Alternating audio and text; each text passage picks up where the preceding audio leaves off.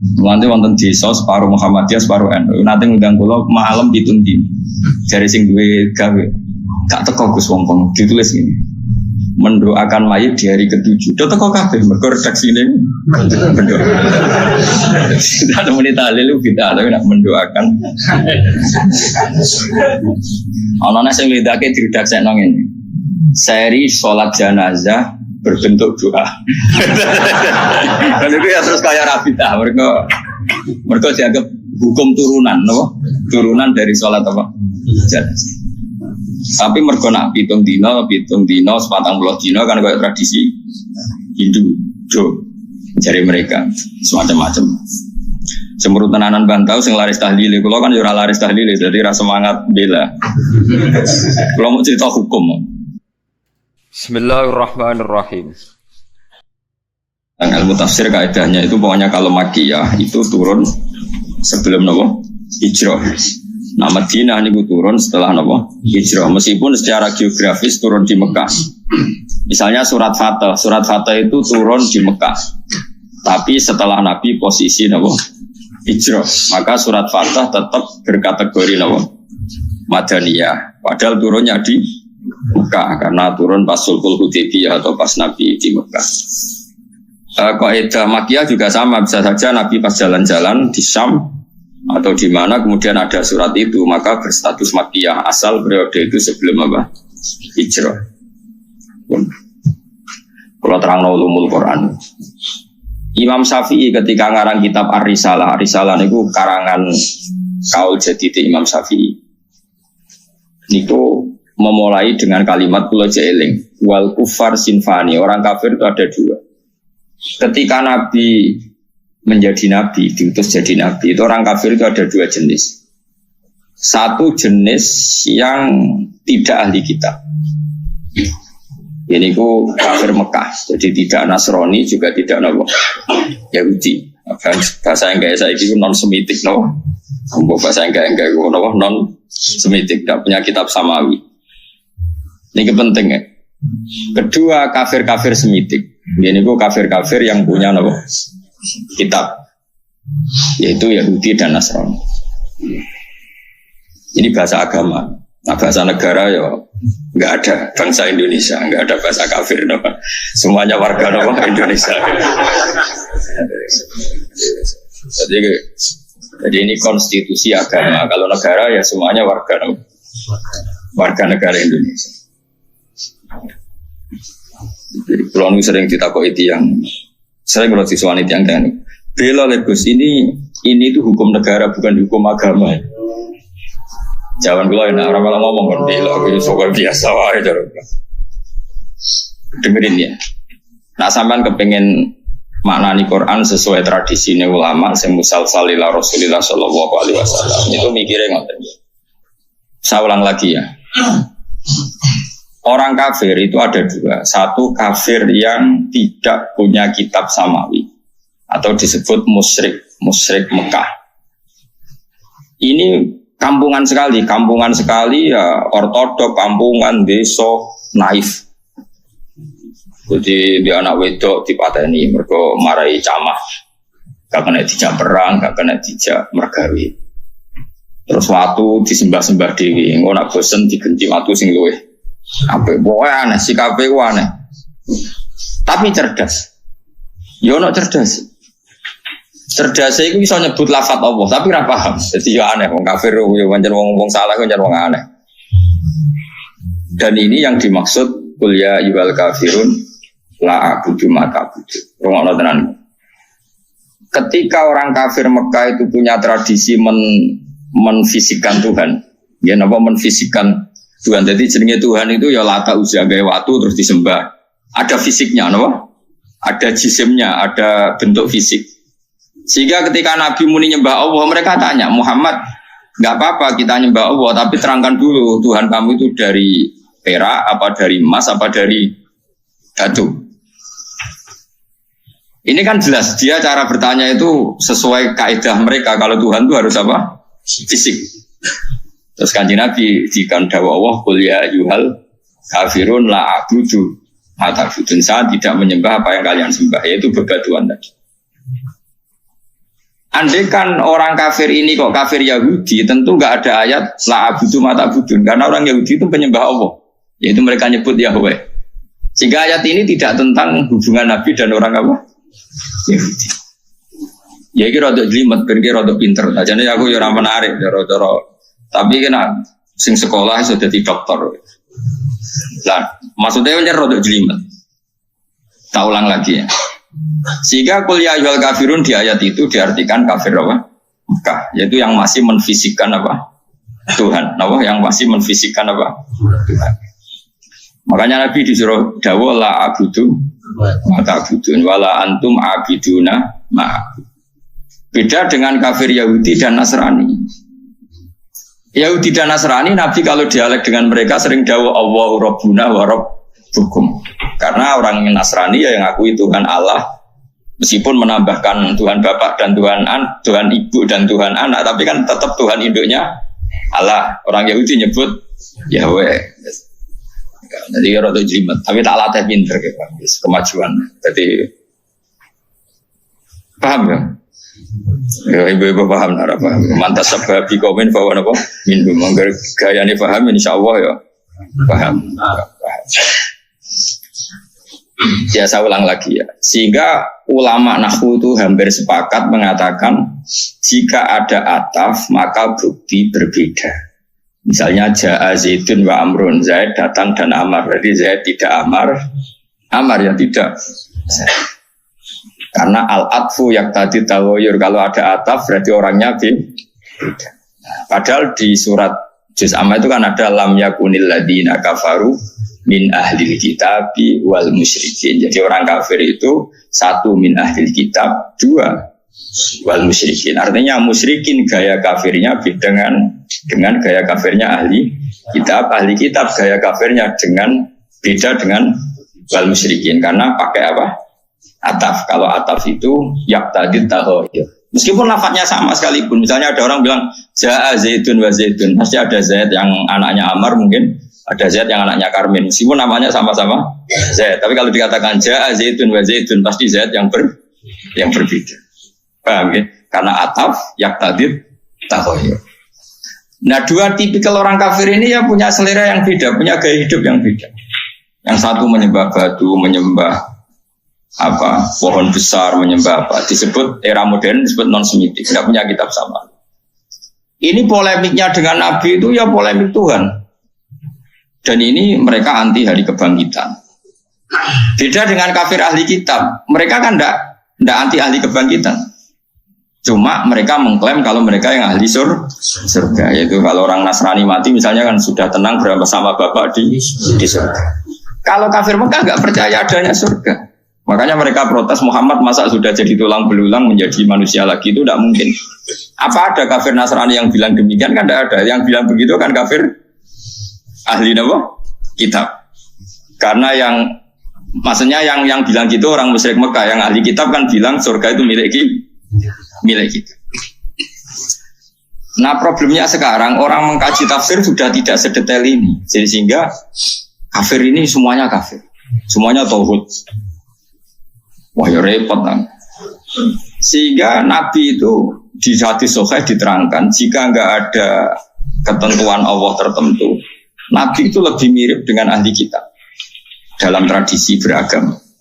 Karena ahli kitab sudah banyak benarnya itu menuhankan Allah, percaya adanya surga dan neraka, percaya adanya hisab dan sebagainya. Meskipun nanti juga tetap ada perbedaan dengan Islam, tapi ini kan saya cerita. Nah, surat-surat Makkiyah itu surat yang tidak membicarakan kafir ahli kitab. Sehingga mereka masih diperkenalkan Allah itu siapa yang menciptakan langit dan bumi. Kalau orang kafir ahli kitab sudah tahu Allah itu Tuhan mereka. Bahkan mereka ada yang bilang bapak mereka dan yang mewariskan surga tanpa syarat. Makanya agama Kristen itu menarik karena orang Islam sudah kiai, sudah ngaji masih takut su'ul khotimah. Kalau mereka apapun perilakunya asal mati sudah bapak-bapak di surga. Jadi promosinya lebih menarik karena kalau kita kan enggak, sudah Islam, sudah soleh, berjalanan ngalor ngidul ora mesti bersuara. Ketua partai Islam bisa ketangkep nang Islam. Oh itu kan repot terus ketua partai tinggi gambare Ka'bah aja mesti. Nah, kalau mereka enggak mesti apa? Masuk surga. Kita enggak.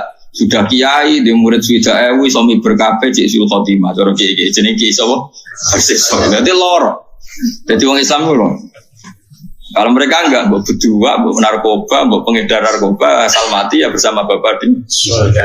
Nah, makanya ini terus kita ada beda dengan mereka dalam bab percaya surga dan neraka dengan ahli kita tapi dalam hal ini kita tidak mengkritik mereka dalam hal percaya surga neraka. Nabi ngadepi kafir Mekah luwih angel, mergo ora percaya swarga neraka, ora percaya kuburan, ora percaya macam-macam. Luwih angel. Lan akhirnya keterusan ora percaya donga tok mayit bareng iki ya rada sisa-sisa. Mergo anggere mati ku dianggap wis repot. Sampai coba cerot-cerot hari fitnah. Tapi kalau mau cerita so, jadi sholat mayit itu artinya itu nggak mayit. Cuma gayanya nganggo sholat, sitok gayanya nganggo tahlil.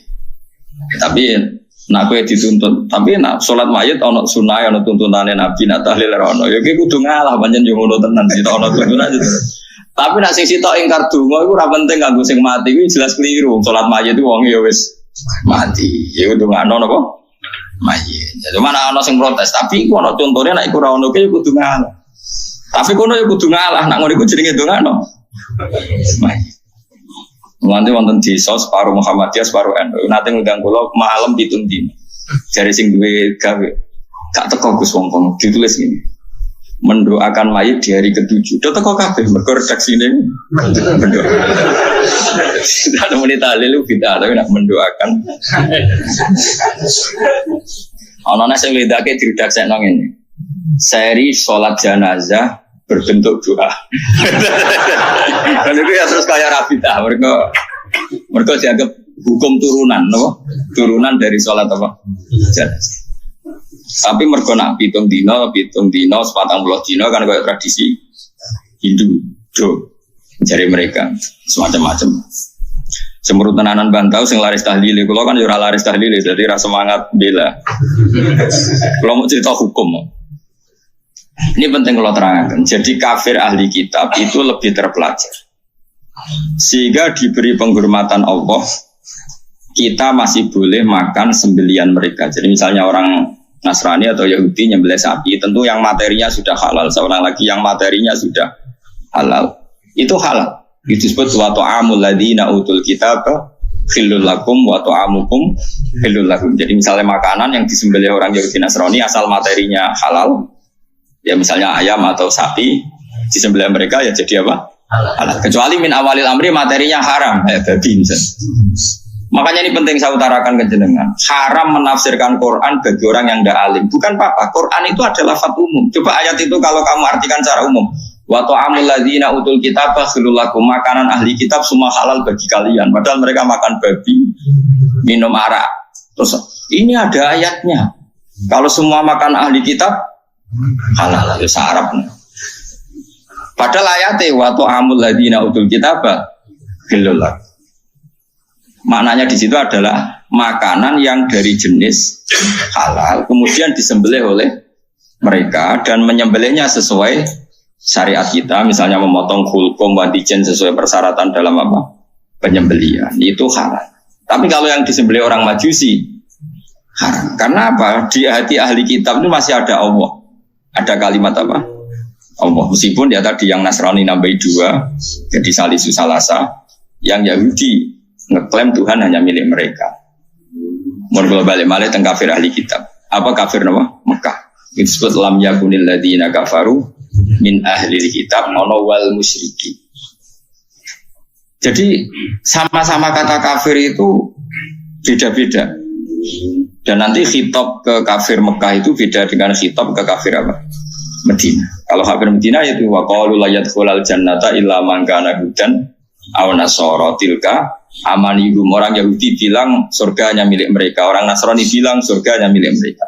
Kalau orang Mekah kan nggak pernah bilang begitu karena percaya surga aja. Enggak.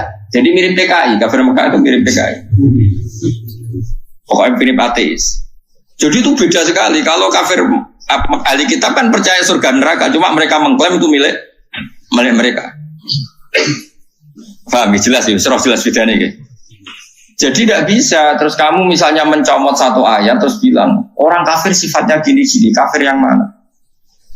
Apalagi nggak ada istilah kafir, lebih sulit lagi kita neliti Quran. Karena tadi duduk perkaranya itu beda, sama-sama kafir atau sama-sama kriminal itu kan tentu modelnya beda-beda. Mohon jelas loh.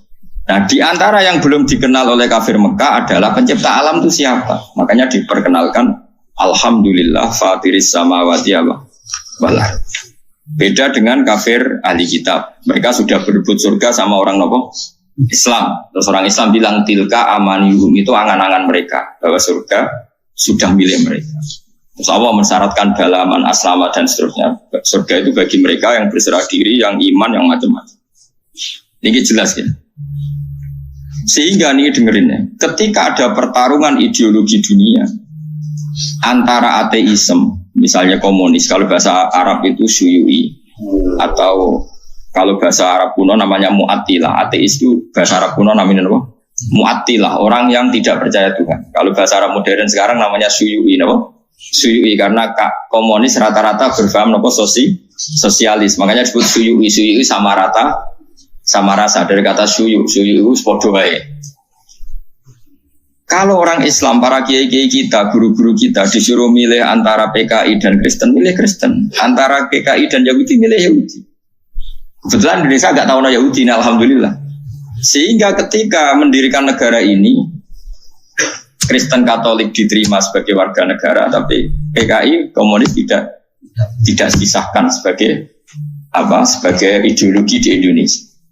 Karena ateisme adalah meruntuhkan semua tatanan agama, karena tidak ada Tuhan, tidak ada surga, tidak ada neraka, tidak ada hisab. Sementara Kristen tidak percaya Yesus, disungkan atau Rabi Maling sungkan Yesus, tidak ada yang disungkan.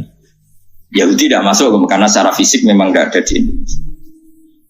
Ini penting kalau utara supaya clear. Jadi karena di bab ketuhanan itu yang paling dikritik oleh Quran itu ateis. Kalau orang Yahudi Nasrani itu dibenarkannya itu masalah jumlah. Masalah apa? Jumlah. Makanya berhubungan dengan Nasrani itu yang disalahkan mereka tidak ahli tauhid karena Tuhan jadi tidak ahli tauhid. Kalau orang kafir Mekah tidak percaya Tuhan sama sekali, disebut al-mu'attilah, orang yang mengosongkan fungsi Tuhan. Makanya nanti cara khitab itu beda-beda. Nah, beda-beda ini disebut laqad kafara alladziina qalu inna huwa salisun salasa. Laqad kafara alladziina qalu inna huwa wal masih ibnu Maryam. Jadi sama-sama kafir tapi cara kafirnya beda-beda. Nanti punya akibat khitabnya juga beda. Nah, lalu kalau jenengan tanya, lalu cara mengislamkan mereka bagaimana? Ya tentu itu hanya ikhtiar, kabeh anu takdire pangeran. Caranya beda-beda. Kafir Mekah caranya Islam luwih naif, luwih lucu. Jadi orang yang lagi nyembah berhala, jebule iku pas sampai itikaf nyembah berhala niku ana luwak iku nguyah ning ndase. Nangis. Ya ailahun yaqulu ahli salaf. Mosok pangeran putri mau diyoi luwak. Terus marani kanjeng Nabi, "Mas, ketoke bener pangeran." Pangeranku iku kajeng, Mas. Trimo diyoi. Jadi carane Islam yo naif-naif maksudnya iku. Ya mergo yo saking wae. Jadi ono sing sembahane roti kok makanan, bareng musuh dipangan. Aku masuk Islam lagi, pangeranku sentek. Nggih pangerane kok roti bareng lesu atire. Dipangan. Ono meneh duwe pangeran disembah, dipuji-puji ning kamar. Anake wis masuk Islam. Barang anak es masuk Islam, pangerane mau dibuat ning comberan. Cara saiki ning sampah ning tong sampah. Lah dhisik ku ana sampah sing mahdhaful khat. Wong khat nak buat barang nang bareng dibuat bapake ngamuk di pangeranku, kula buat ning tong sampah. Dinteni ning. Bareng gak iso tangi dhewe. Pangeran kok ora tangi dhewe. Pangeran kok ning sampah ya kok tenang ae. Anaknya ditakoi, gue pengiran sobo jari Muhammad. Allah yang punya aras yang di langit sana. Ya skandal Muhammad, aku ngaku pengiran gue gitu. Karena ya tadi persaingannya masih tentang Tuhan. Beda persaingan dengan orang Nasrani tentang klaim. Tentang apa? Tuhan ini milik siapa? Nah, cara wong liberal kan milik bersama.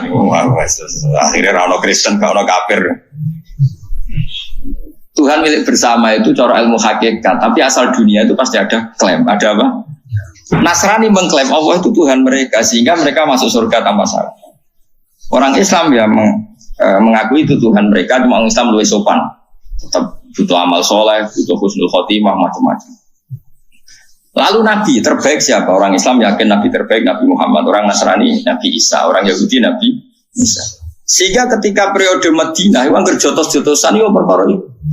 Jadi orang Yahudi, wah Musa Nabi paling keren. Oh, no Nabi koyok Musa. Sing dari orang Islam, Nabi paling keren Muhammad. Kau no Nabi koyok mau jotos-jotosan. Nah ini kita bijakin Nabi bareng sahabatnya jotos-jotosan. Kenapa kayak jotos-jotosan? Ini gue, Kanjeng Nabi ini darani Musa lu Abdul dibang jenengan. Tapi apa jawaban Nabi? La tufadiluni ala Musa. Kowe ora perlu mulya-mulyakno aku berlebihan ngalahno Musa. Musa sampai aku sak level. Jadi Nabi ora kok muni aku lu Abdul timbang Musa ya wis ra apa-apa wong muji Musa wong iku ya tak puji. Mbak Nasrani ya begitu itu kearifane Rasul. Dan itu mengundang simpati karena Nabi tidak kumo luhur langsung bilang bener kowe Musa iku anak buahku iku ora tahu. Ora ono.